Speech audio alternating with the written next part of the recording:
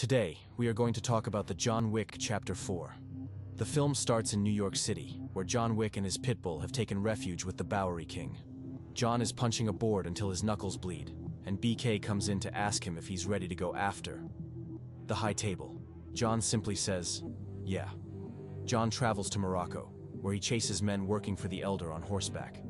After killing those men, John confronts the Elder for his ring, though John is told that the ring is gone. John then proceeds to execute the Elder before departing. Back in New York, Winston and Karen are summoned by the Harbinger to meet the Marquis de Gramont, who was sent by the High Table. They have learned of the Elder's execution, and the Marquis berates Winston for failing to kill John. As a result, the Marquis has the New York Continental condemned and blown up. Winston is deemed excommunicado, and to rub it in deeper, the Marquis shoots Karen in the chest. Winston stays by his friend's side as he dies, saying it should have been him. In Paris, a blind assassin named Kane is standing in the park as his daughter Mia is playing the violin in the park. Kane is called upon by the Marquis to go after John. Kane says he is retired, but the Marquis threatens Mia's life if Kane refuses the orders of the High Table. John heads to the Osaka Continental, managed by his old friend Shimazu Koji, where his daughter Akira is his concierge. Koji meets with John on the roof, agreeing to give him sanctuary in secret, although Akira doesn't trust John being there. Soon, the Marquis's right-hand man Chidi arrives with his hit squad in an attempt to lure John out. Koji's own men show up and face off against the High Table assassins by firing arrows in the darkness. When the hitmen make it to the roof, John grabs his gun and starts to do what he does best. While Koji's guards are able to fight off most of the High Table hitmen, Kane arrives and begins his own body count, setting up traps to help him hear where his targets are moving before using his sword and gun to kill the men. Meanwhile, Akira joins the fight and executes some of Chidi's men, but she ends up getting shot and wounded.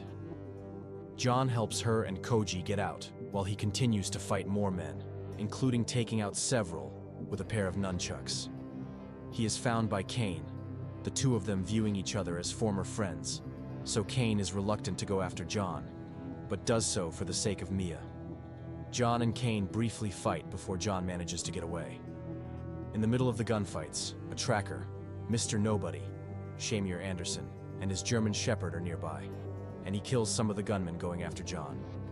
He wants the contract on John's head too, but he claims that the current hit, $20 million, is not enough, so he is currently helping John. As Koji and Akira are running out, they encounter Kane. He and Koji are also old friends, but Koji refuses to allow Kane to go after John, so they engage in a sword duel. When it appears that Koji is allowed to walk away, he keeps up the fight until Kane delivers a fatal blow. Akira holds her father's body as he dies and attempts to grab his sword to kill Kane, but he advises her against it so that she does not suffer the same fate as her father, and he tells her he will see her again. Akira goes to the train station where she finds John, blaming him for her father's death. She tells him to kill Kane, or she will. Winston meets with Bowery King, as they both know them still being close to John makes them targets. Meanwhile, the Harbinger talks to the Marquis over the unnecessary bloodshed at the Osaka Continental, but the Marquis says it is necessary to not only kill John Wick, but to destroy the idea of him as an untouchable and unkillable figure. The Marquis is then visited by Mr. Nobody, who demands a $23 million contract for killing John. The Marquis responds by impaling his hand and forcing him to choose either pulling the knife out or pulling his hand out to see where his ambitions lie. Mr. Nobody pulls his hand out, cutting between his fingers, and the Marquis agrees to honor his request. John meets Winston at Charon's tomb, offering his condolences for the loss of his friend. Winston wants to get back at the Marquis, so he tells John that in order to win his freedom from the High Table, he must challenge the Marquis to a duel, even though it is believed that High Table duels were only myths. The only people who can support John in his endeavor is his family, but the Ruska Roma tore his ticket and severed ties with him. Seeing no other way, John agrees to seek them out. John travels to the Ruska Roma in Berlin, where he is greeted with a shotgun blast by the priest before he is tied up with a noose around his neck. He is met by his adoptive sister Katya, Natalia Tena, who is angry with John because his killing of the elder led the Marquise to order the execution of her father Pyotr, who would have approved of John in the duel. John offers to help Katya to redeem himself, and she orders him to go after a German high-table member named Killa, Scott Atkins, the man who killed her father. John goes to Killa's nightclub, where Kane and Mr. Nobody are also there after tracking John down. The three sit for a card game with Killa, where Killa cheats before having his men go after the three assassins. While Kane and Nobody hold their own against the thugs, along with Nobody's dog, John goes after Killa throughout the club in the midst of oblivious clubgoers. John slices Killa's neck with a card and fights him, though Killa uses his strength and weight against John. Killa's men go after John and meet predictably bloody ends. Killa pushes John over a balcony, but it is not enough to stop him.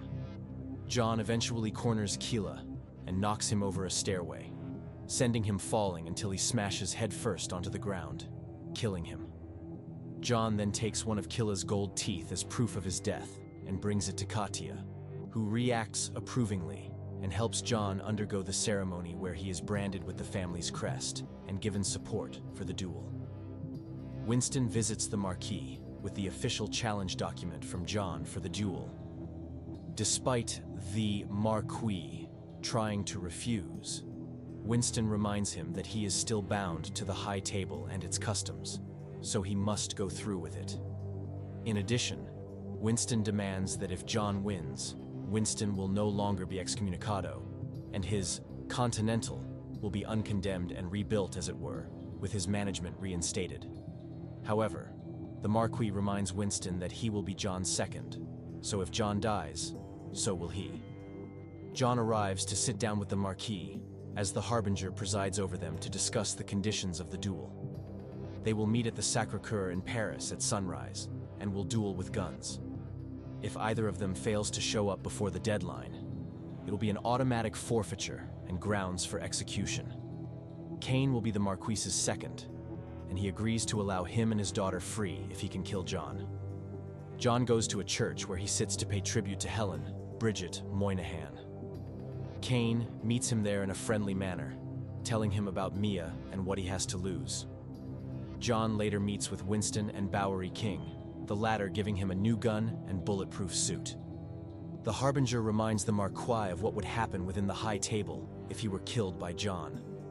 To ensure that John does not make it to the Sacré-Cœur on time, the Marquis deploys Chidi and his thugs to go after him. A radio DJ also announces to other listening assassins that the bounty on John is set for anyone who can kill him before sunrise. As John makes his way to the Sacré-Cœur, scores of assassins go after him. He faces off against gunmen in the streets, even getting into the traffic around the Arc de Triomphe, shooting the bad guys or letting them get hit by cars. The high table keeps track of his whereabouts, leading to more assassins going after him. John enters a warehouse full of bad guys and fires explosive rounds at them. At the same time, Nobody helps take out some of the assassins and contacts the Marquis, demanding a higher payment. The Marquis ultimately agrees to a $40 million contract, luring out more desperate and doomed hitmen. John finally makes it to the steps leading up to the Sacré-Cœur, killing several more assassins before Chidi shows up and knocks him all the way back down the steps. Kane shows up to help John get to the top, helping him kill Chidi's guys. Nobody arrives as well, fighting Chidi because he threw his dog into traffic, but he's okay. With John's help, Chidi is brought down, the dog bites him in the balls, and Nobody puts a bullet in his head. For good measure, the dog also pees on Chidi's face. John makes it mere moments before the sun rises. He and Kane grab their pistols as they engage in an old-fashioned duel. Both manage to hit each other twice. On the third round, Kane shoots John in the gut, but John doesn't fire. The Marquis then orders that he claim the coup de grâce so that he may be the one to kill John Wick.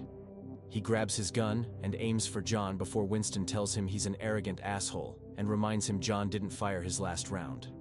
The Marquis realizes this too late before John blows his brains out. The Harbinger then declares that both John and Kane are free from their obligations to the high table. John goes back down the steps and briefly thinks about Helen, saying her name before he slumps over. John Wick dies, a free man. Winston and Bowery King bury John next to Helen, with his tombstone reading "loving husband" as he requested. BK asks Winston if he thinks John is in heaven or hell, to which Winston replies, "Who knows?" The two walk away, with BK continuing to look after John's dog. If you enjoyed this video, don't forget to like and subscribe to our channel for more amazing content. Hit the bell icon to stay updated on our latest uploads.